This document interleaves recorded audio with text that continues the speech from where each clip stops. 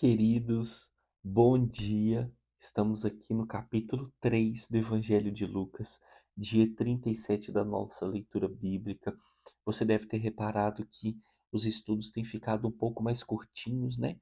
Porque o livro de Lucas, ele fala bastante sobre o que já lemos em Marcos e Mateus, contudo traz pontos um pouco diferentes. Então, isso nos dá ainda mais vontade de estudar, porque falado, temos trazido novas perspectivas a respeito daquilo que Jesus viveu.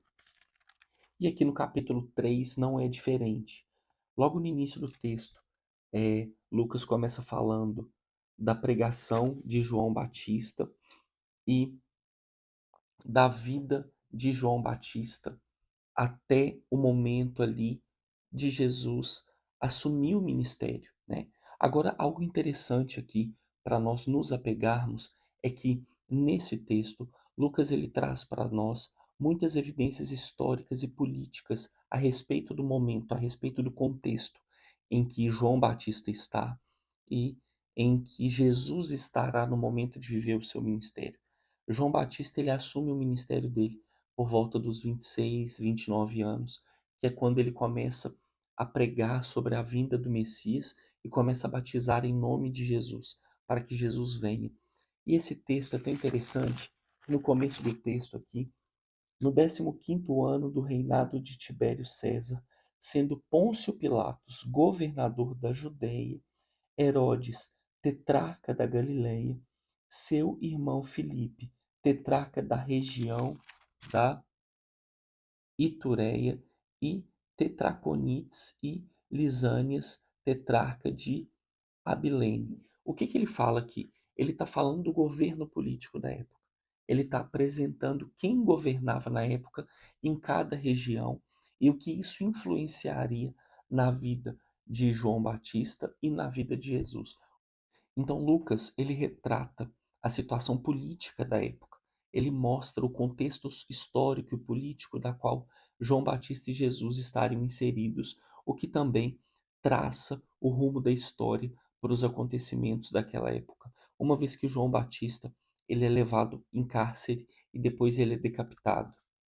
Logo em seguida, do versículo 15 ao versículo 22, Lucas narra sobre o fato de João Batista afirmar quem é o Messias, né? Que é o momento em que João Batista ele passa a anunciar Jesus verdadeiramente como o Messias e do versículo 23 ao versículo 38, é um ponto muito importante aqui, Lucas ele narra a genealogia de Jesus.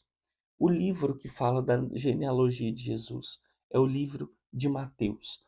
Só que a genealogia de Jesus no livro de Mateus, ela é citada no início do Evangelho de Mateus, logo quando vem o nascimento de Jesus. Agora, aqui no livro de Lucas há uma diferença muito grande. Lucas ele não cita a genealogia de Jesus logo em seu nascimento.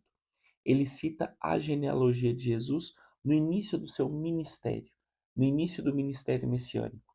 E por que Lucas faz isso? Porque o que Lucas quer é mostrar para a humanidade ali que Jesus, ele é o filho do homem. Ele é o filho de Deus, perfeito filho do homem.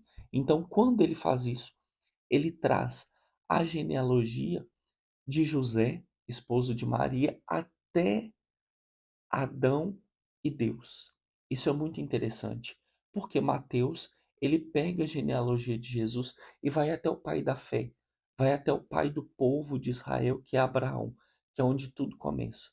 Agora, já Lucas não. Lucas ele vai até Adão, que é o primeiro filho de Deus, que é o pai da humanidade, e é o que ele quer revelar, que é aquele Jesus vindo direto da fonte do primeiro homem do mundo, que é Adão, lembrando que ele deixa claro também que Jesus ele é o primeiro homem, mas filho de Deus.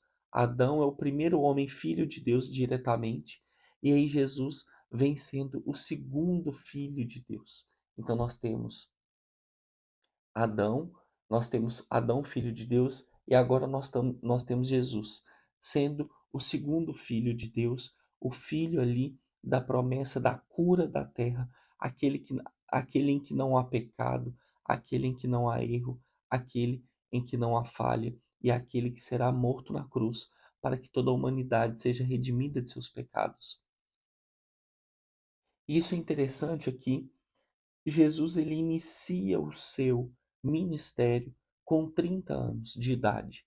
E quando Jesus inicia o seu ministério com 30 anos, isso mostra para a gente que Deus ele continua seguindo as regras do seu da sua lei, da lei que ele coloca para a humanidade.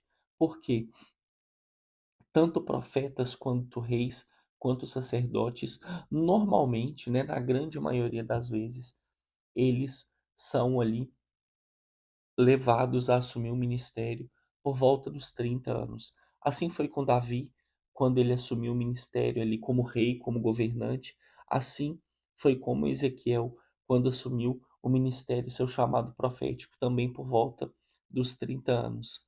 Vale ressaltar que Lucas, ele tem ele tem uma preocupação muito grande em mostrar o contexto histórico social para aquele povo, porque ele está escrevendo para aqueles que não conhecem de fato a história do povo judeu, mas ele mostra a cultura local, ele mostra o tempo e espaço em que Jesus está inserido e os acontecimentos, para revelar para o povo qual é a ação de Deus no meio daquilo tudo e qual é o intuito de Jesus vindo naquele momento como Salvador do povo, né? E não apenas do povo judeu, mas para gregos e para romanos, para gregos, para gentios, que é, na verdade, a vinda necessária de Jesus.